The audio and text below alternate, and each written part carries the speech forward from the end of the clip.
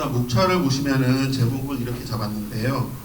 대만의 수위 인문학, 수웨이 런원슈하고 중국의 구지 수즈하 두 가지가 있는데 이 용어를 굳이 쓴 이유는 대만에서는 디지털 인문학을 그대로 번역을 해서 수위 인문학이라는 용어를 사용하고 있습니다. 주로 많이 사용하고 있고요.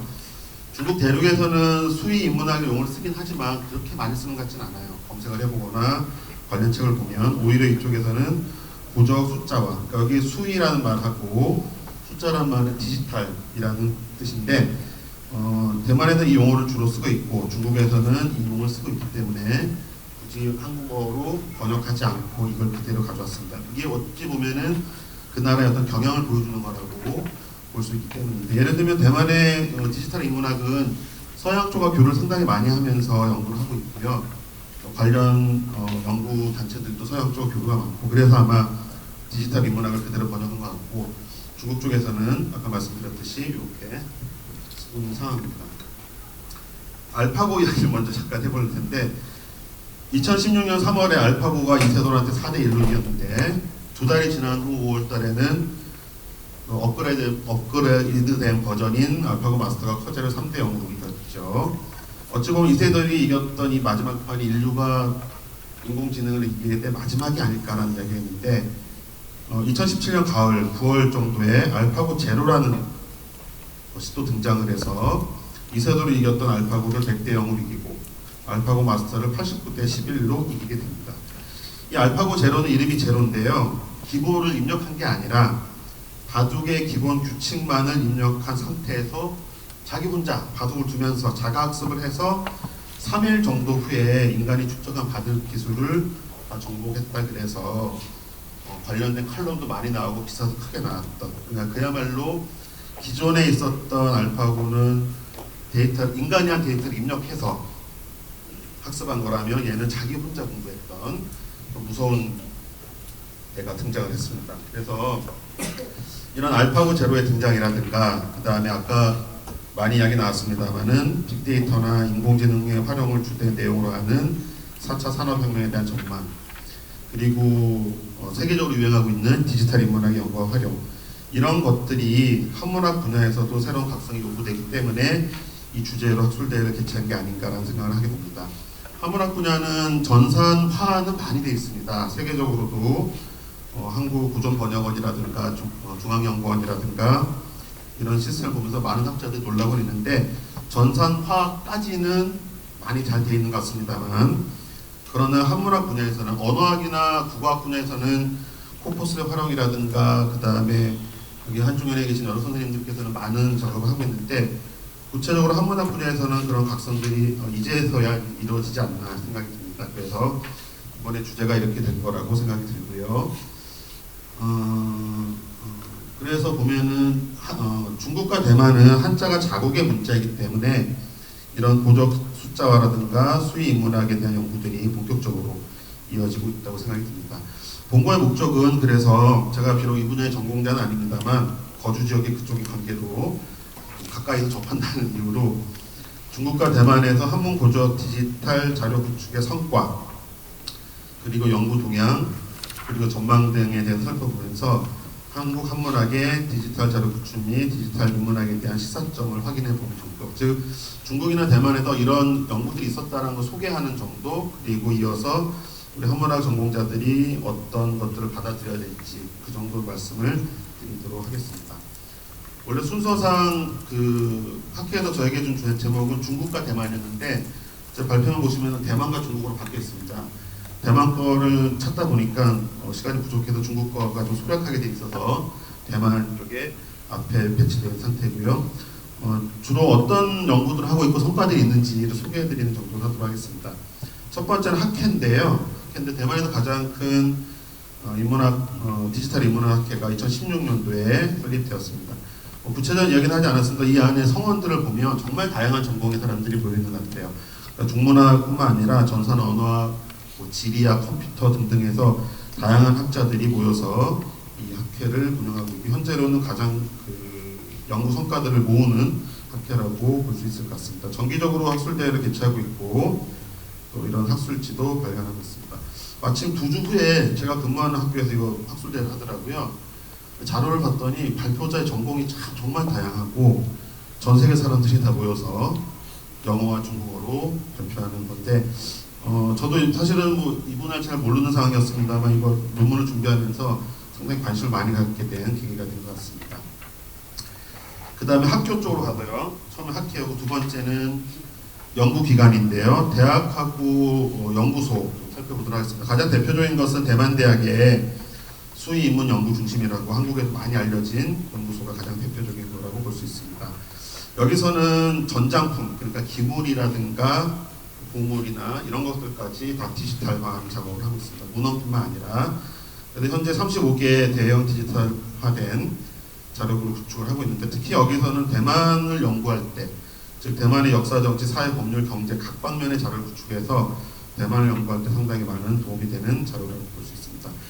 제 발표문에 해당 관련 사이트를 다 적어놨습니다. 그래서 이 시간에 다 보여드릴 시간은 안 될 것 같고요. 선생님께서 관련 사이트를 관심 있으시면 찾아보시면 될 것 같습니다. 여기서 구축한 자료들이 상당히 많은데요. 한국에서는 주로 고적 위주가 있습니다. 여기서는 좀 특별하게 국민 당사라든가 일제시대 통계 자료라든가 그래서 디지털화 할 수 있는 것들은 최대한 모든 것들을 해놨다는 특징이 있는 것 같습니다. 그 다음에 중앙연구원 넘어가기 전에 정치대학에서는 내년부터 디지털 인문학 단과대학을 설립하겠다고 그러고 저는 그 기사를 보고 아무 생각 없이 넘어갔는데 이번에 이렇게 선생님들 발표하는 거 보시고 자료 준비하면서 찾아보니까 단과대학을 설립할 정도로 이렇게 대만 쪽에서는 상당히 좀 빨리빨리 움직이지 않나라는 생각이 듭니다. 단과대학 이름은 디지털 인문학원입니다. 디지털 인문학원. 그 다음에 대만에서 가장 대표적인 중앙연구원 역사언어연구소인데요. 여기서는 어마어마하게 많은 디지털 자료를 구축하고 있습니다. 다는 소개는 못 드릴 것 같고 또 많이 알고 계십니다. 한문학 전공자들이 오늘 많이 와서 보고 계시기 때문에 이 중에서 몇 개만 같이 한번 보도록 하겠습니다. 중국 고전학의 다방면에 대한 주제를 다 하고 있는데 특히 각골문 근문의 한자 관련 디지털 자료 구축, 그 다음에 여기서 언급을 하지 않았습니다만 코퍼스 말뭉치 특별한 성과를 이루고 있습니다. 이 역사언어연구소는 1928년에 만들어졌거든요. 대륙에서 만들어져서 48년에 대만으로 넘어왔는데 그때 각골문이 발견된 시대, 부사년이나 고일감, 박마략 이런 분들이 연구했던 그분들이 그 자료를 다 들고 배 타고 대만으로 넘어오면서 대만의 중앙연구원이 더욱더 이름을 얻게 된 가장 대표적인 연구소가 아닌가 말씀드립니다. 여기서는 상당히 많은 자료를 구축하고 있는데 첫 번째는 전자문헌 자료, 이거는 문집과 관련된 것들이죠. 경사자집의 형태로 구축이 잘 되어 있는 상태이고요. 84년부터 진행을 했다고 합니다.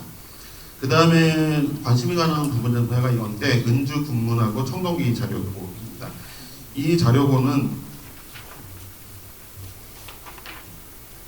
여기 보시면은 여기 또 그 보조 자료고가 있는데 이렇게 말씀드릴게요. 요거는 이런 문헌에 있는 청동기 자료, 그 다음에 청동기의 그 그림이라든가 탕문이라든가 이름, 시대, 출토와 관련된 정보, 그 다음에 크기, 그 다음 무늬 이런 것까지 다 되어 있고요. 그 다음에 지리 쪽하고 연결을 해서 청동기 역사 지도가 있습니다. 그래서 구글 지도에다가 연결을 시켜가지고 어디서 발굴이 됐는지 뭐 이런 것들을 보여주는 그런 자료들인데 이 자료를 통해서 청동기와 근문과 관련된 지식을 정확하게 얻을 수 있습니다. 이와 연동되는 자료가 있는데 이름만 보겠습니다. 선진시대 각골문 근문 감독 어휘 자료집. 그러니까 각골문 근문이나 감독에 나온 어휘를 또 추려서 만든 자료집이 있고요. 그 다음에 근문 관련된 청동기의 명문 관련된 그런 문헌들의 목록 같은 거. 이 자료는 참 재밌습니다. 이거는 연구자뿐만 아니라 일반인 대상으로 만든 건데 이 자료고 중에서 가장 중요한 500개 정도를 이렇게 해놔가지고 재미있게 이렇게 찍으면 볼 수 있게 만든 그런 자료고도 있고요. 그 다음에 이것도 참 특이한 건데 은주 청동기 지리 정보 개통이라고 해서 구글 지형도에 어디서 뭐가 나왔는지 어느 시대 나왔는지가 다 표시되는 그런 것들이 있습니다. 그 다음에 이거는 청동기의 문의죠. 문식. 문의를 그 역사뿐만 아니라 예술하시는 분들과 같이 연구를 해서 청동 기물에 새겨진 문식을 분리하고 정리하는 것들. 그리고 그 외에도 상당히 많은 자료들이 구축되어 있어서 우리가 이런 문자나 중국 고대사를 연구하는데 상당한 많은 도움을 주고 있습니다. 그 다음에 이 사이트는 아주 많이 알려져 있습니다. 고려대학교 생활한자 교재 자영을 여기서 가져와서 쓰고 있습니다. 지금도. 그래서 소학당 문자학 자료라 그래서 각골문, 근문, 전국문자, 소전, 이체자 등의 자료들이 다 수록되어 있는데요. 여기는 고금자, 그러니까 한자의 옛날과 지금의 자료뿐만 아니라 고금 음해까지 성문학적 성과들까지 같이 수록한 그런 자료라고 보시면 됩니다. 한 1년 정도 저작권 문제로 닫혀 있다가 최근에 다시 풀렸는데 상당히 선생님 질문도 있습니다만 저작권 어떻게 되냐고 하는데 중앙연구원에서는 기본적으로 저작권은 풀어놓은 것 같아요. 동의서를 받긴 합니다. 연구자들이 메일을 보내서 나 쓰겠소 하면은 바로 다 해주는데 이 자료는 그런 것도 없이 바로 쓸 수 있게 지금 공개된 그런 상태라고 보시면 그 다음에 중앙연구원에 나오는 코퍼스 자료는 대단히 어마어마합니다. 이거는 사실 허천 선생님께서 작년에 이미 발표를 하셨기 때문에 그냥 이런 목록이 있다는 것만 말씀드리도록 하고요. 이 자료고들은 고한어뿐만 아니라 현대한어까지 상당한 자료를 모아놔서 아까 나왔던 구글이나 파파고였나요? 네, 파파고에 활용되고 있다고 알고 있습니다. 그 구글이나 파파고 써보신 분 아시겠습니다. 최근에 번역을 잘해요. 몇 년 전에는 번역을 시키면 애들이 파파고에 힘을 참 못했는데 지금 상당히 번역을 잘하는 게 기존에 이런 포스트들이 워낙 많이 쌓이고 기술적으로 아까 무슨 용어들이 있었는데 그런 방식을 사용하다 보면서 번역의 수준들이 상당히 높아지게 된 것 같습니다. 그 역할을 이 중앙연구원의 역사언어연구소의 이런 자료들이 가지고 있습니다. 그 외에 지금까지 연구기관에 대해서 말씀드렸고 대만은 특별한 게 국가기관에서도 주동적으로 적극적으로 이런 자료를 사용하고 있는데요. 이거는 그냥 간단하게 소개만 시켜드리도록 하겠습니다. 국가발전위원회라는 곳에서 전자고라고 자영 관련된 글자, 그러니까 워낙 많은 글자들을 다 컴퓨터로 만들 수 없기 때문에 사람들이 쓰다가 필요한 자료들은 이쪽에서 제공하는 그런 시스템 국가 사이트고요. 그다음 교육부 이 연구원에서는 이런 다양한 자료들을 제공하고 있습니다. 특히 이체자 사전을 한국에서 많이 이용하고 있습니다. 지금 한국어로 서비스가 되고 있고 상당히 전문적으로 잘 만들어진 자료가 있습니다. 한국에도 이체자 정보가 있죠. 번역원 사이트에도 있고 어디 예전에 한 사이트도 있었던 것 같은데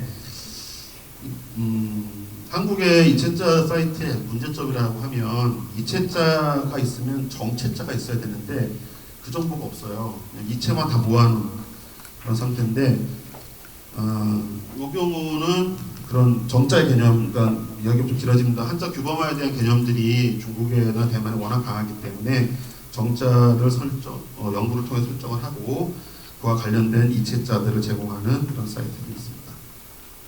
그 다음에 국가도서관에서 운영하는 대만 한학 자료 중심이라든가 한학 연구 중심, 여기서도 아주 많은 다양한 정보들을 제공하고 있습니다. 한학 연구 중심은 연구비를 많이 줍니다. 그래서 신청서 내시면 3개월에서 1년 동안 한 달에 한 200만 원 받으면 가서 연구할 수 있으니까 많이 이용하시고, 이 대만 한학 자원 중심은 최근에 됐는데 중요한 자료는 인터넷 서비스뿐만 아니라 현지에 가서, 이거는 대만의 한학 자료를 세계에 놔둔 건데 현재 한국에서는 연세대학교에 설치되어 있고요. 전 세계에 설치를 해서 대만에서 만든 이런 자료들을 직접적으로 확인할 수 있게 하는 곳이 있습니다. 좀 빨리 말씀드렸습니다만 대만에서는 대략 이런 식으로 학회, 그 다음에 학교, 연구기관, 그리고 이런 국가 차원에서 이런 작업들을 진행하고 있습니다. 그다음 중국 쪽을 보겠습니다. 중국 쪽은 이건 사실 이야기가 너무너무 많은데 짧게 말씀드릴게요. 중국에서는 자국의 구조문을 집성하고 디지털하는 작업을 일찍부터 시도를 했고요. 국가 차원에서 유장사업, 많이 아시겠습니다. 14년짜리 사업이죠. 중화자고도 14년짜리. 사실 이거 하나하나만 가지고 좀 면밀히 검토하는 작업 상당히 필요할 것 같습니다만, 여기 한적 등안에 걸쳐서 장기간에 걸친 대형 문헌 집성과 디지털화 작업을 진행하고 있습니다. 자, 몇 달입니다. 유장 사업에 한국 문헌도 들어가고요. 이미 성균관대에서 만든 경학자료 집성이 저 안에 중국의 유장 사업 안에 들어가 있고, 중화자고 사업도 한국 쪽과 연결을 해서 한다고 지금 알고 있는데 좀 고민해야 될 문제인 것 같아요. 중국 사람들은 한자로 된 건 다 자기 거라고 생각하라. 그래서 베트남, 일본, 한국 것도 중국 국가의 자본을 가지고 다 이제 디지털한 작업을 하고 있는데 여기에 대한 우리 한국학계 한문학 쪽에서의 어떤 생각들, 대응들도 고민해 볼 필요가 있을 것 같습니다. 중국에서는 80년대부터 이런 고적 전사나 고적 디지털화 작업을 본격적으로 했고요.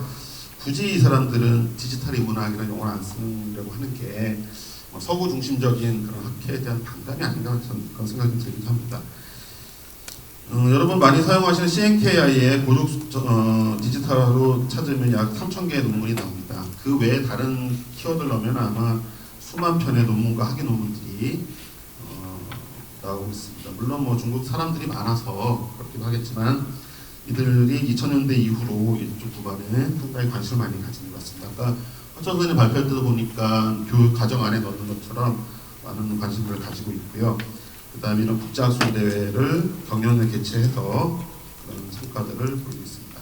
이 중국의 고적 이 부분은 제가 대만처럼 실제 사례는 많이 준비를 못했고요.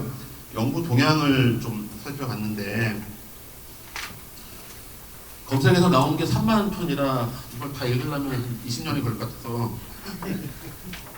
다는 못 읽고 주요한 것들의 논문을 좀 읽어가면서 요지만 결론만 말씀드리면 이들의 연구 동향에서 최근에 한 20년간 이어진 연구 동향에서는 발전 대책을 어떻게 해야 되지 않겠나, 국가기관 등의 주관기구를 설정해야 된다. 사실 중국은 상업적으로 너무 불법 복제 이런 것들이 워낙 많아가지고 그런 것들 국가 차원에서 설정할 필요가 있다. 그 다음 표준화된 디지털화 연구, 그다음 전문 지식 영역의 데이터베이스 구축 연구, 뭐 이런 정도의 어떤 의견들 그리고 성과들이나 소개들이 많이 나오고 있습니다. 그 다음 발전 방향을 제시한 거는 금방도 말씀드렸습니다. 국가 차원의 전략에 따른 고적 전산화 연구와 제도 개선 등이 필요하다는 이야기를 많이 하고 있고요. 그 다음에 상품 개발과 정진화, 그 다음에 플랫폼 건설, 이것도 발전 방안으로 많이 이야기를 하고 있습니다. 아까 말씀드렸던 유장이나 중화사고 같은 경우는 국가적인 차원에서 체계적으로 연구를 하고 있죠. 14년에 제가 1년에 사기 몇 천억이라 그러던데 열 몇 개 대학에도 나눠주고 그렇게 해서 14년짜리 작업을 하고 있는데 인민대학이 국제유장을 만났죠. 해외 유장은 인민대학에서, 그러니까 한국도 그쪽에서 작업을 하는 것 같습니다. 그래서 그리고 유장이나 중화 작업 말고도 그 외의 것들도 국가 차원에서 통일된 플랫폼 건설이 필요하다는 의견들을 많이 제시하고 있습니다. 연구 동향은 사실은 좀 더 자세하게 정리를 하려고 했으나 시간이 부족한 관계로 주로 요지문 같은 걸 보고 이런 식의 의견이 많이 나오고 있다 정도. 범범한 이야기들이 많았던 것 같아요. 그 다음에 성과는 몇 가지만 말씀드리도록 하겠습니다. 중화서국에서 나오는 중화경적 고적고라고 참 재밌는 자료인데요. 중화서국에서 만들었고요. 중화서국뿐만 아니라 상해고적이라든가 여러 출판사의 고적 정리 도서 1274종을 수록을 했는데 그들의 이야기는 그래요. 모두 표점 교감을 한 상태에서 정리된 고적을 올려놨다라는 것을 특징으로 잡고 있습니다. 정문 외에도 주소, 비 이런 것들에 대한 검토 그리고 원문 이미지를 동시에 제공하고 있어서 상당히 도움이 된다고 하는데 접속이 안 돼요. 지금 중국에 트럼프가 왔다 갔나?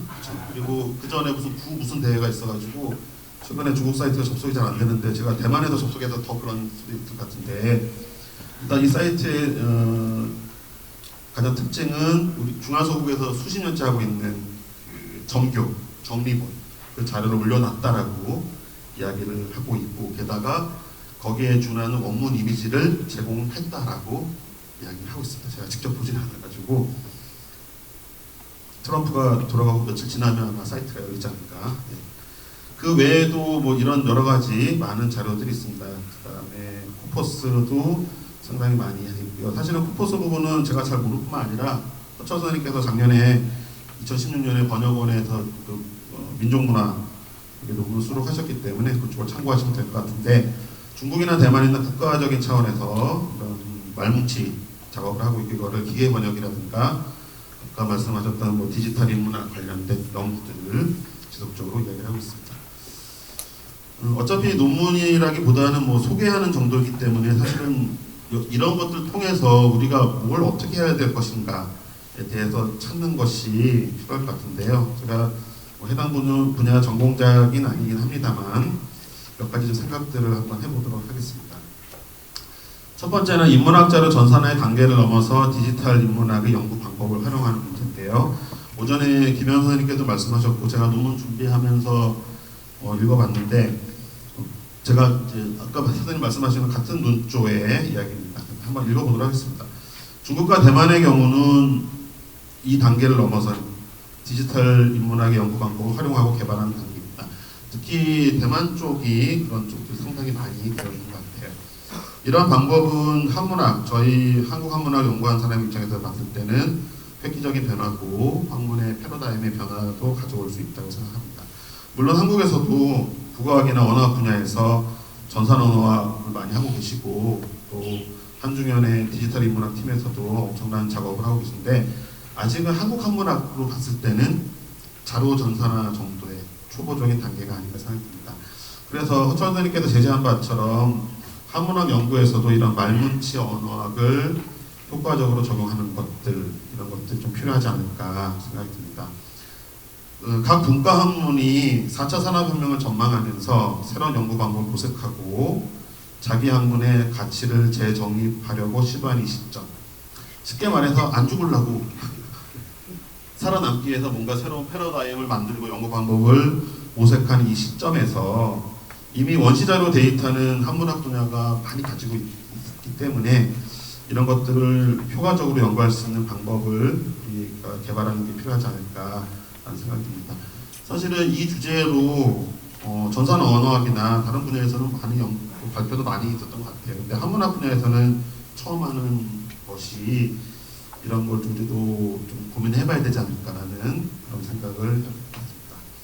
두 번째는 한문 고전 연구의 다양한 방법 모색인데요.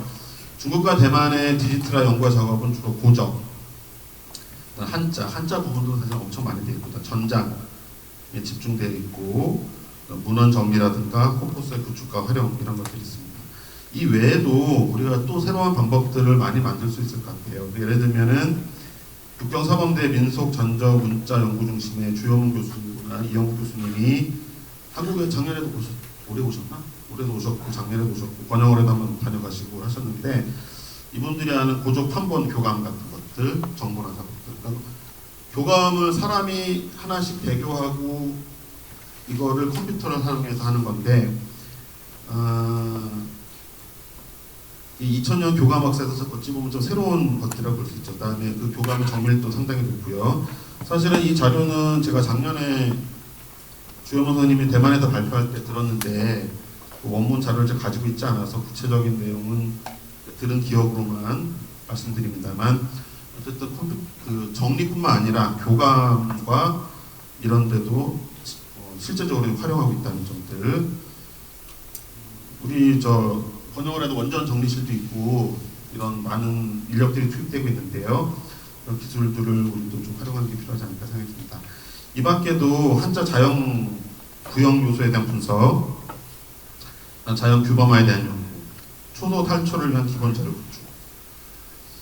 제가 예전에 전산 언어학 한 사람한테 초소를 기계 번역할 수 있을까 그랬더니 그 친구 이야기를 할 수 있다고 그러더라고요. 그런데 데이터가 많아야 된다. 그래서 뭐 이런 것들도 사실 뭐 생각해볼 문제가 아닌가 생각이 듭니다. 그 다음에 2000년 동안 구축되어 사전에 있던 형음이 양서에 대한 문제들 이런 것들도 저희가 중국이나 대만의 것을 보면서 혹은 배울 거 배우면서 우리가 연구할 분야를 또 찾아보는 것도 필요하다고 생각합니다. 그 다음에 마지막 부분인데요. 미래 시대에는 원시자료 빅데이터를 가지고 있는 한문학의 학문적 위상이 높아질 가능성이 큰 것 같아요. 한자의 위상 제고에 따라 한국 한문학은 한국학의 울타리를 넘어서 세계화된 연구 범주가 될 수 있습니다. 아까 허철 선생님도 그런 비슷한 말씀하셨는데 중국이나 대만의 학자들이 한국 한문학 관심 있는 사람들은 다 번역원 사이트 들어가서 다 보고 놀라워하거든요. 그래서 한국 한문학이 오히려 4차 산업혁명 시대가 됐을 때는 좀 더 세계화된 연구 범주가 될 수 있을 것 같은데요. 그런데 이러한 상황을 전망하면서도 전통적인 연구를 소홀히 할 수는 없습니다. 중국에도 고적 전산화가 학계 이슈가 되어서 본격적 연구를 시작하던 시대에 팽국충이라는 사람이 지적을 했어요. 한문고전 디지털은 긍정적인 부분이 있는 만큼 부정적인 부분도 존재합니다. 즉, 이 연구 방법에만 집중해야 될 경우는 자료의 오인, 그러니까 오용에 대한 부정확성이 발생. 그러니까 이런 빅데이터에 근거해서 만들어진 자료니까 100% 신임을 하게 될 수 있다는 거. 잘못된 인용된 또 재인용되고 오용된 것들이 재오용되는, 즉 너무나 이쪽에 컴퓨터에 의지했을 때 생기는 문제들. 그 다음에 학문 후속 세대의 학문 고전 독해력의 저하. 아까 오히려 그러니까 언어 전문가들만 살아남고 언어 교육이 죽을 수 있는 것들과 같은 것들인데, 이런 문제들. 그 다음에 지적 재산권의 불분명, 이런 문제점들을 지적하고 있습니다. 또한 대만의 중앙연구원에도 수의 인문학 연구실이 있는데, 여기서는 연구 목표를 2개를 설정했어요. 하나는 디지털 인문학의 연구 방법론을 개발하는 것과 더불어서 디지털 인문학이 가져올 수 있는 미래의 인간과 사회의 변화, 대책, 이런 것도 하나의 연구 목표로 설정을 하고 있더라고요. 이게 저는 이 팽국충이라는 사람의 논문과 이 중앙연구원의 연구 목표 2개가 또 시사하는 바가 상당히 크지 않나. 물론 전산화와 대단히 중요하지만 역시 인간의 영역 부분을 너무 소홀히 하는 그런 일이 없어야 되지 않을까라고 생각을 해봤습니다. 저희가 어렸을 때 봤던 은하철도 999 너무 감명 깊게 봤습니다. 메텔도 아름답고 철이도 귀여웠는데, 영원한 생명이 주제였지만 그 영원한 생명은 기계 문명이었잖아요. 초등학교 6학년 때 그거 보고 가슴이 너무 아팠어요. 왜 영원한 생명은 저거였을까? 우리에게 시사하는 바가 많지 않는다 생각이 듭니다. 결국 철이는 거기서 영원한 생명을 찾지 아니하고 다시 지금부터 감동적인 메텔은 남았죠. 생각해볼 문제가 나온 것 같습니다. 일단 발표는 이 정도 마치는데, 제가 이걸 나중에 논문을 만들 때는 중국 쪽은 워낙 방대해서 좀 하나를 집중하는 게 나을 것 같다는 생각이 좀 들고요. 차라리 대만 쪽에 대해서 좀 더 상세하게, 지금 소개식으로 됐는데 좀 더 상세하게 자료를 보충을 해서 나중에 논문을 제출할 때는 어차피 한 번에 다 하기 어렵다면 대만 쪽 자료를 좀 위주로 하고, 그 다음에 제가 이쪽 분야의 전문가가 아니기 때문에 관련 논문을 좀 더 많이 읽어가면서 대만에서의 디지털 인문학의 현황과 연구 동향, 그리고 앞으로 전망, 이런 식으로 글을 또 구성해 볼까 생각을 하고 있습니다. 이상입니다. 감사합니다.